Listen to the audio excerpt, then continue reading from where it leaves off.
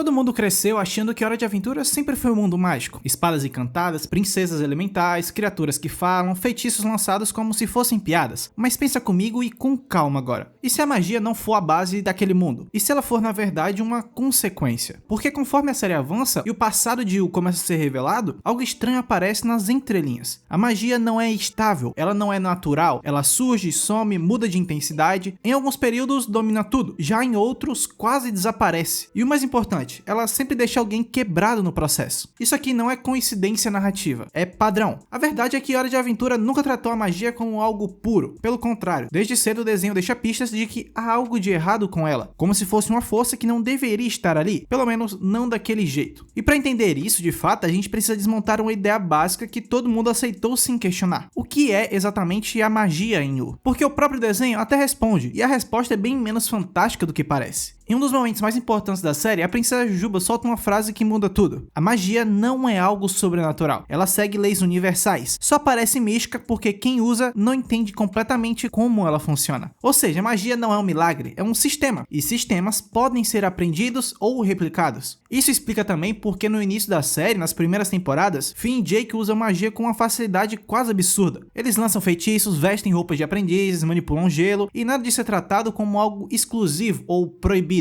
É simplesmente normal. A série deixa claro, qualquer um pode aprender magia, desde que tenha tempo, instrução e disposição. E esse último detalhe é mais importante do que parece, porque se a magia é algo que pode ser aprendido, surge a pergunta inevitável: por que, mesmo sendo aprendível, ela parece ser tão rara? E principalmente, porque quase todo usuário de magia que conhecemos está mentalmente instável. E é aí que a nossa investigação começa a ficar desconfortável. Quando Beth decide estudar magia para salvar Simon, ela não procura livros antigos ou pergaminhos lendários. Ela procura pessoas, usuários reais, magos vivos, e o que ela encontra é um padrão perturbador. Todos eles, sem exceção, carregam algum grau de loucura, tristeza ou obsessão, não como efeito colateral, sabe, mas como parte do processo. A magia em Hora de Aventura parece ser atraída por mentes em desequilíbrio, pessoas traumatizadas, pessoas que perderam algo, pessoas dispostas a ultrapassar limites que alguém saudável talvez não ultrapassasse. E quanto mais fundo alguém vai, menos inteiro volta. Isso transforma completamente a forma como a gente enxerga a magia no desenho. Ela não é mais só uma ferramenta, ela é uma força que responde principalmente ao emocional, que basicamente amplifica desejos mal formulados, que distorcem intenções, e o próprio universo reconhece isso. Existe uma regra silenciosa em Yu. Um desejo mal colocado pode causar danos irreversíveis à própria estrutura da existência. Isso não é força neutra, isso é instabilidade. E aqui entra o detalhe mais importante dessa primeira parte. Se a magia sempre existiu, por que ela parece pior depois da Guerra dos Cogumelos? Porque é isso que a série indiretamente sugere. A elemental do gelo, a paciência, afirma algo curioso. Desde o início da vida no planeta, sempre existiram encarnações dos 4 elementos. Ou seja, dá pra gente dizer que basicamente a magia sempre esteve ali. Mas logo depois, ela diz algo que contradiz tudo. 1000 anos atrás, o mundo era um mundo sem magia, e por isso os poderes eram limitados. E isso aqui quebra nossa noção de continuidade. Como algo pode ter sempre existido e ao mesmo tempo ter desaparecido? A resposta não é simples, e talvez seja exatamente esse o problema, sabe? A magia em Hora de Aventura, ela não some. Dá pra descrever que ela entra em talvez colapsos, sabe? Se a magia sempre existiu, mas houve um período onde o mundo era sem magia, entre aspas, então a gente precisa redefinir o que isso significa. O que Hora de Aventura na verdade sugere é algo bem mais sutil e bem mais perigoso também. Um mundo sem magia não é um mundo onde a magia não existe, é um mundo onde ela não circula. Pense na magia como uma corrente elétrica. Ela pode existir no sistema, nos fios, na estrutura, mas algo interrompe o fluxo e tudo apaga. As lâmpadas continuam lá, os cabos, bocal, tudo, só que nada liga porque não tem energia suficiente passando. Entende mais ou menos o que eu quero dizer? É exatamente isso que Paciência descreve quando diz que 1000 anos atrás eles eram, entre aspas, sufocados. Não eram inexistentes, não eram fracos, eles eram sufocados. Ou seja, havia magia, mas ela estava reprimida, diluída basicamente. Isso abre duas possibilidades, ambas assustadoras,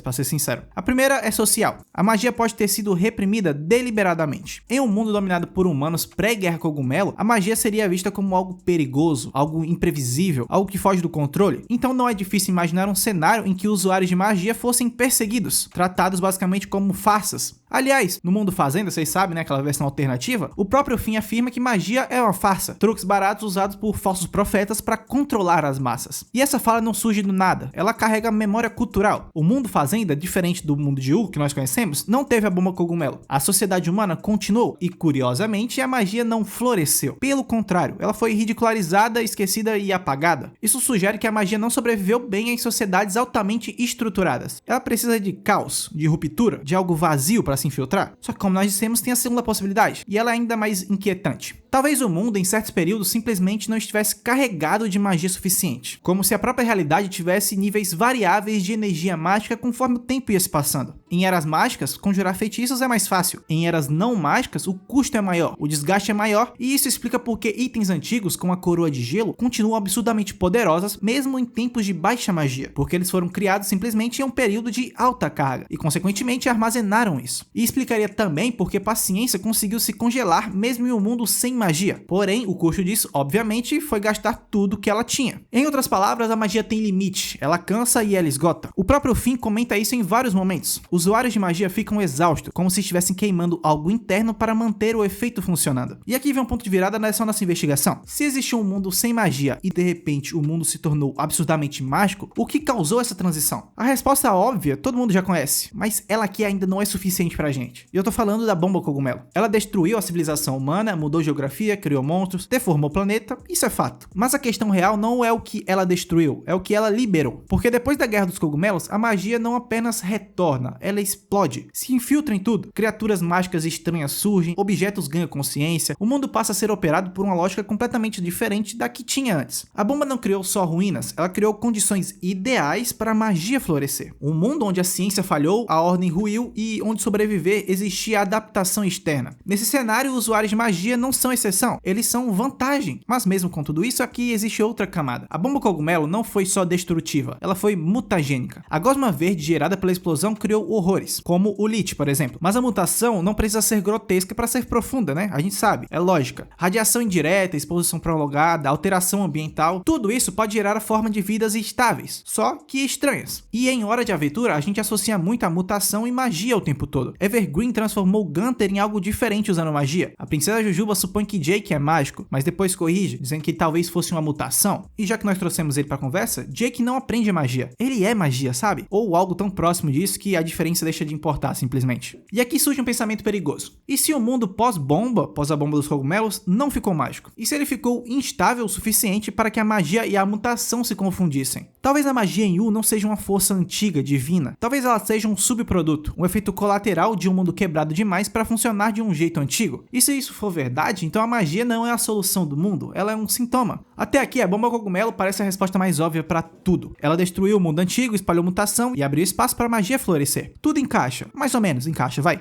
Mas Hora de Aventura nunca trabalhou só com causas. Sempre existe um segundo gatilho, algo talvez mais antigo, cíclico, e é aqui que entra o cometa catalisador. A série deixa claro que a cada 1000 anos, um cometa atinge a Terra trazendo mudanças. Não tem mudança específica, não é um evento que a gente consegue prever o que acontece. É uma ruptura, basicamente. Algo que empurra o mundo para outro estado. O mais recente cometa trouxe Finn, o outro trouxe Lich, e o anterior caiu mais ou menos na época da Guerra dos Cogumelos. Essa sobreposição não parece acidental. O cometa não cria caos sozinho, ele responde ao estado do mundo. Ele catalisa, como o próprio nome diz, algo que já está prestes a acontecer. Por isso também que o impacto nunca é igual, nada acontece igual. E aqui entra um detalhe que quase ninguém comenta. No episódio A Fina Linha Amarela, existe um mural escondido, um desenho simples feito por um dos guardas bananas. Mas esse mural mostra algo também estranho, cometas interagindo diretamente com a Goma-mãe, a entidade da qual a princesa Jujuba se originou, né? Pra quem não sabe. Isso aqui levanta uma hipótese inquietante. E se a bomba cogumelo não criou esse mundo mágico? E se ela apenas preparou o terreno? E se isso aconteceu, talvez o verdadeiro sobrecarregamento mágico tenha vindo do cometa catalisador, um evento cósmico atingindo o planeta traumatizado, que já estava radioativo e instável. Isso explicaria algo crucial, o porquê de certas criaturas parecerem mais mágicas do que mutantes. A bomba cria deformação e o cometa cria a direção para onde ele vai. Mas você deve estar se perguntando, se isso aqui for verdade, surge um problema gigantesco. Por que isso aqui não aconteceu no mundo fazenda? Lá a bomba nunca explodiu, mas o cometa ainda deveria ter passado, não é? Mas ainda assim o mundo fazenda permanece não mágico. Isso aqui indica algo fundamental e que faz ainda sentido. O cometa catalisador não age sozinho, ele precisa de condições específicas para fazer certas coisas. Para o fim, por exemplo, ter vindo, centenas de fatores tiveram que se alinhar para aquilo dar certo. No mundo fazenda, o planeta estava congelado, estagnado, a história foi interrompida antes de entrar em colapso. O cometa caiu em um mundo preso, incapaz de se transformar, e por isso não teve tanto efeito. Em U, o cometa entrou em um mundo aberto demais, que estava ferido, instável, e quando essas duas forças se encontraram, o resultado não foi um equilíbrio, foi um excesso, ou seja, magia demais, mutação demais. Isso explica por que objetos ganhavam vida, por que comidas podiam pensar, por que a própria realidade parecia frouxa de certa forma. Mas ainda falta a peça mais importante. Se a magia é fruto de excesso, por que ela cobra tanto dos indivíduos que a usam? A resposta talvez esteja no fato de que o mundo não foi feito para sustentar esse nível de magia. Essa magia surgiu como uma sobrecarga, um sistema rodando além da capacidade, e os usuários de magia são essencialmente fusíveis, que acabam queimando primeiro sobrecarregados. É por isso que todo mago é quebrado, é por isso que Simon enlouqueceu com o poder, é por isso que Beth também afundou, é por isso que a magia e o sofrimento caminham juntos. A magia em Hora de Aventura não é maligna, mas ela é incompatível com estabilidade. Isso aqui leva à nossa conclusão final, a mais confortável de todas, na minha opinião. O grande erro nosso é achar que a magia representa evolução, mas Hora de Aventura mostra o contrário disso. O futuro distante de U não é mágico, ele é silencioso, abandonado, esvaziado. Se a magia fosse solução, o mundo estaria melhor com o passar dos anos, não? Mas ele não está. 1000 anos depois que a gente vê a destruição. E talvez essa seja a mensagem mais cruel da série. Às vezes o que te salva no curto prazo, te dá poder, te dá vantagens, te dá qualquer coisa, te condena no longo prazo.